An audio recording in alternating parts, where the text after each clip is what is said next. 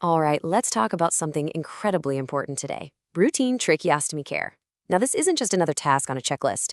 We're talking about a super critical procedure that's all about keeping patients safe, preventing infections, and making sure that airway stays clear. So let's break down exactly how to do it right and how to do it safely. Everything we're about to go over really comes back to this one single question. This is the big one. Every single step, every assessment, it's all designed to answer this and make sure we get the best possible outcome for our patient. So here's our game plan. We're going to start with the why, the whole purpose behind doing this. Then we'll get into all the prep work and assessment. After that, we'll dive right into the step-by-step cleaning process itself. And of course, we'll talk about risks, patient support, and wrap it all up with documentation. First things first, the purpose. Because let's be real, when you truly get why you're doing something, you're just going to do it better. It's that simple.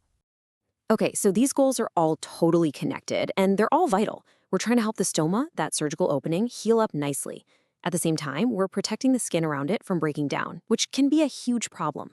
But really, the biggest thing is keeping that airway clear of secretions. That one action helps us dodge two major bullets: nasty infections and a lack of oxygen. It's all about making sure the patient can breathe safely. So now that we know why we're doing this, let's talk prep.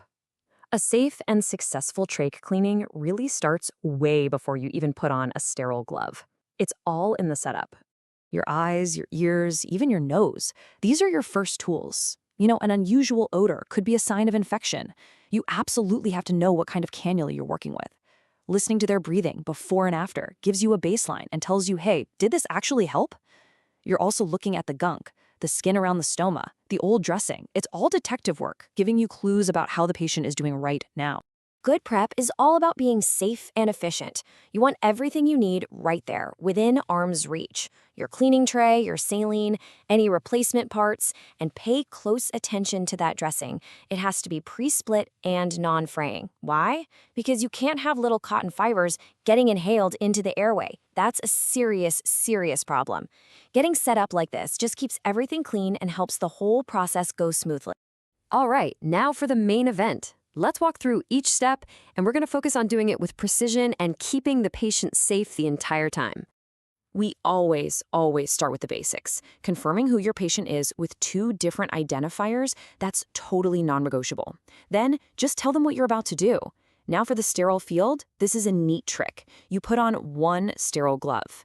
That lets you arrange all the sterile stuff in the tray. Your other hand is still clean but not sterile, so you can pick up the saline bottle and pour it without messing up your sterile glove or the field. It's simple, but it's brilliant.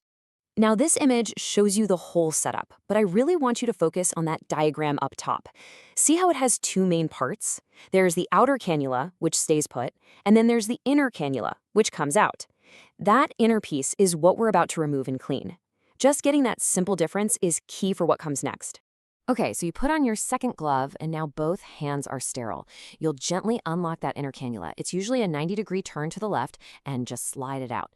Then you'll grab that little brush and the saline you poured, and you're going to scrub away any secretions inside and out.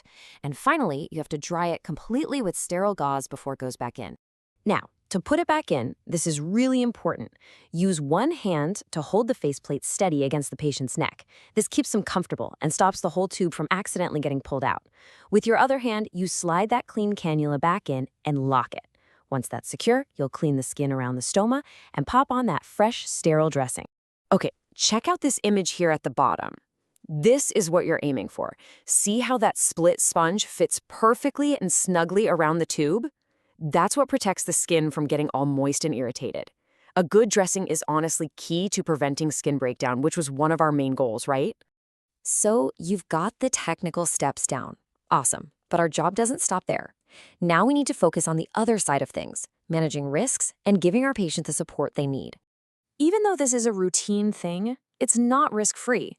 There's always a chance of infection, or a temporary drop in oxygen, or even a little injury. That's why, and listen, this part is absolutely non-negotiable. You must always have an ambu bag and other emergency supplies right there at the bedside, just in case the whole tube comes out. You have to be prepared for the worst-case scenario. Look, your technical skill is only half of the equation. The other half, it's compassion. It's explaining what you're doing and why. It's giving them a heads up about what they might feel.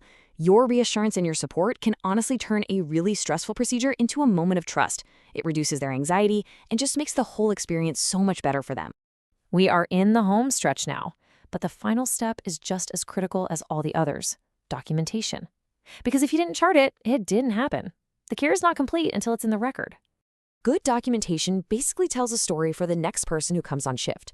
Don't just put the date and time, describe the drainage. Is the color or amount changing? That could be an early warning sign of infection. Note how the patient handled it. Were they anxious? Were they comfortable? This creates a complete picture that keeps the entire team in the loop and keeps the patient safe. So we've walked through all the precise steps of trach care. We've got the mechanics down. But I want to leave you with this thought. The technical skills, they're the foundation. But how can our communication, our empathy, how can that take a routine task and turn it into a truly healing moment?